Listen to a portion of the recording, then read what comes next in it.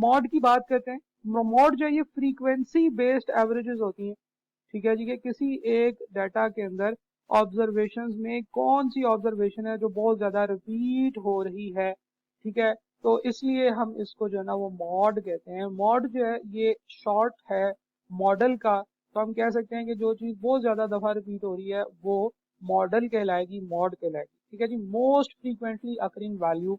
और अगर हमारे पास अनग्रुप डाटा हो तो उसको फाइंड आउट करना तो बहुत ही ईजी है। हम लोग देखते हैं कि कौन सी वैल्यूज सबसे ज्यादा दफा रिपीट हो रही हैं, और वो वाली वैल्यू जो है ना वो हमारा मॉड हो सकती है।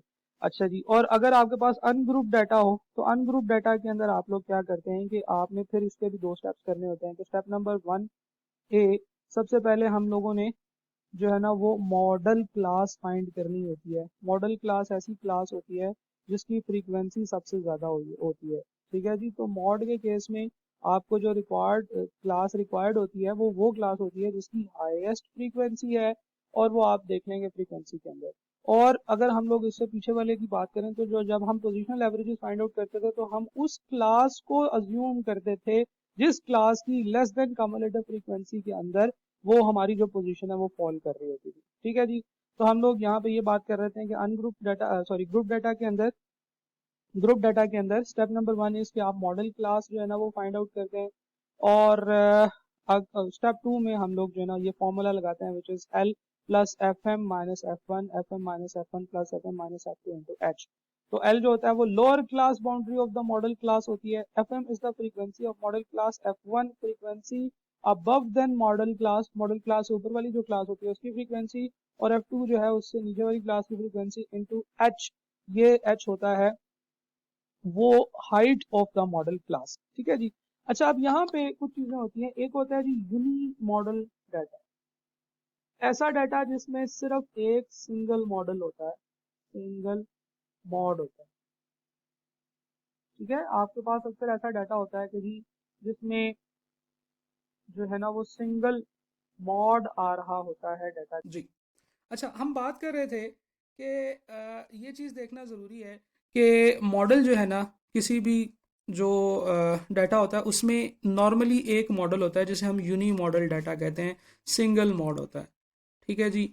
लेकिन कभी कभार कुछ ऐसे डाटा सेट्स भी होते हैं जो डबल मॉडल होते हैं जिसमें एक से ज़्यादा मॉड हो सकते हैं, ठीक है जी। आपने ऐसा डाटा भी देखा होगा, बल्कि एक दो क्वेश्चंस भी देखे होंगे जिसमें आपको उसने अनग्रुप फ्रीक्वेंसी डिस्ट्रीब्यूशन दी हुई है 1 2 3 5 3 5 2 1 3 5 3 इस तरीके से डाटा आ रहा है। तो आप यहाँ पे जब most repeated value find out करने जाएंगे तो 3 1 2 3 4 और 5 दफ़ा आया हुआ है, तो यू विल से कि जनाब इसका मॉड जो है ना वो 5 है। तो इस तरह का डाटा यूनी मॉडल डाटा कहलाता है। और मैथ स्टैट्स के गुरुज ये कहते हैं कि कुछ ऐसे डाटा सेट भी हो सकते हैं जिनमें एक से ज़्यादा मॉडल्स भी हो सकते हैं। For example, if you have this data set, तो इस डाटा सेट में दो मॉडल्स हैं, 3 भी है और 5 भी है। ये दोनों 5 5 दफ़ा रिपीट हो रहे हैं, 1 2 3 4 और 5, 1 2 3 4 और 5। तो ये सारे जो है ना ये 5 5 दफ़ा रिपीट हो रहे हैं। तो डाटा में एक से ज़्यादा मॉडल्स हो सकते हैं। लेकिन फर्ज करेंगे एक ऐसा डाटा सेट है जिसमें एक दो नहीं बल्कि 3 या 4 मॉडल्स हैं, तो फिर हम कहेंगे कि नहीं, असल में डाटा में इतने ज़्यादा मॉडल्स नहीं होते हैं, ठीक है। मैंने देखा और स्टडीज भी ये कहती हैं कि सिंगल मॉडल हो सकता है डाटा में, डबल मॉडल हो सकते हैं, और अगर कोई बहुत ही ज़्यादा अजीब किस्म का डाटा होगा तो उसमें 3 मॉडल्स भी हो सकते हैं। लेकिन जैसे जैसे मॉडल्स की वैल्यूज़ हम लोग मॉडल्स बढ़ाते चले जाएं, जी नहीं इस डाटा में तो 4 वैल्यूज़ ऐसी हैं जो सबसे ज़्यादा दफ़ा रिपीट हो रही हैं और 4 वैल्यूज़ हैं जो कंटिन्यूसली रिपीट ही होती जा रही हैं, तो फिर हम लोग उसमें ये बात बताएंगे कि नहीं यार, मॉडल फिर इसका ये नहीं होगा, इसका ये मॉड नहीं होगा, डाटा जो है वो इनसफिशिएंट है, डाटा कंप्लीट नहीं है, मजीद डाटा कलेक्ट करना चाहिए, सैंपल अभी हमारा ठीक से जो है ना वो कलेक्ट नहीं हुआ। तो जब तक हम उस सैंपल को सिलेक्ट नहीं करेंगे पूरा, उस वक्त तक हमारे पास मॉडल सामने निकल के नहीं आएगा, ठीक है ना।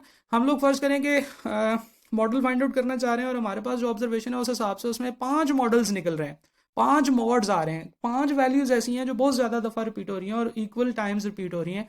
तो हम कहेंगे कि ये फिर डाटा हमारे पास ठीक नहीं है, हमें मज़ीद डाटा कलेक्ट करने की ज़रूरत है ताकि कुछ वैल्यूज़ मज़ीद रिपीट होती चली जाएं और उसके बाद वो आ जाएं। और अगर वाकई ऐसा डाटा हो तो ऐसे तो बहुत ही ज़्यादा जो है ना वो अनरियलिस्टिक हो सकता है कि 2 से ज़्यादा मॉड हो। एक या दो मॉड होते हैं, ऐसे नहीं हो सकता। अब कोई आपको सवाल आए और उसमें जनाब उसने इस तरह से वैल्यूज़ दी हो और आप कहें कि जी 1 2 3 4 5, तो इसके जो है ना वो दो भी इसका मोड है, हम कहेंगे जी इसके तीन मोड्स हैं, तीन भी है, पांच भी है, दो भी है, तो ये जो है ना ये गलत बात होगी। ठीक है, ये मतलब अंडरस्टैंडेबल बात नहीं है। ठीक है जी, इस तरीके से होना चाहिए। दूसरी चीज़ ये है कि if you do not have mode in data, for example आपके पास एक डाटा है और आपको मॉड चाहिए for the purpose some calculations, तो एक मीन मीडियन और मोड के दरमियान में रिलेशनशिप होता है, mode is equal to 3 median minus 2 mean.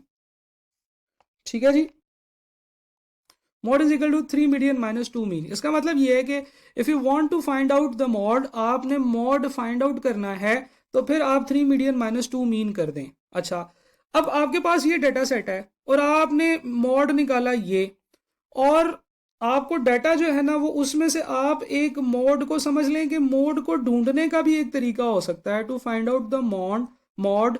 आपके पास डाटा कंप्लीट नहीं है, आपके पास बहुत सारे मॉड्स आ रहे हैं, तो फिर आप ये काम कर सकते हैं कि आप इनमें से ये वाला रिलेशनशिप फाइंड आउट करें, तो जो वैल्यू इन चार पांच में से ज़्यादा नज़दीक नज़दीक होगी ना, वो मॉड होगा। तो एक एम्पेरिकल रिलेशनशिप फाइंड आउट किया जा सकता है जो कि ये बताए कि आपका जो मॉड है वो क्या होने वाला है और कहाँ पे है। ठीक है जी, मॉड को फाइंड आउट करने का तरीका यही है, लेकिन ये रिलेशनशिप भी आपको मॉड के बारे में कुछ इंफॉर्मेशन देता है कि mode is equal to 3 median minus 2 mean, right.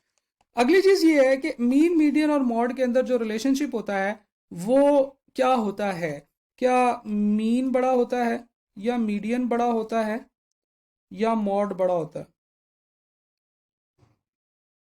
इन तीनों दिनों में से कौन सा बड़ा होता है, कौन सा छोटा होता है, क्या होना चाहिए? तो जनाब यहाँ पे जो रिलेशनशिप हमारे पास अवेलेबल होता है वो बड़ा मज़े का होता है। ठीक है जी, यहाँ पे मीन मीडियन और मॉड में कोई भी रिलेशन पाया जा सकता है। ये भी हो सकता है कि मीन बड़ा हो मीडियन से और मीडियन बड़ा हो मॉड से, या ये भी हो सकता है कि ये छोटा हो और ये छोटा हो। लेकिन जो मज़े की बात है वो ये है कि मीडियन हमेशा सेंटर में होगा, ये बात आपने जेन में रखनी है कि मीडियन जो है ना इन दोनों के सेंटर में होगा। ऐसे भी हो सकता है कि मीन मीडियन और मॉड बिल्कुल बराबर हो, ये तीसरी ये भी सिचुएशन हो सकती है। तो इन तीनों सिचुएशंस के कुछ नाम हैं। तो मीन मीडियन और मॉड का जो रिलेशनशिप है वो ये भी हो सकता है कि ये मीन बड़ा है, मीडियन उससे छोटा है और मॉड उससे छोटा है, या ये भी हो सकता है कि मीन छोटा है, मीडियन उससे बड़ा है और मॉड उससे भी बड़ा है, या ये तीनों बराबर भी हो सकते हैं। डिफरेंट टाइप के डाटा सेट्स होंगे, इस तरह के डाटा सेट का एक डिफरेंट नाम है।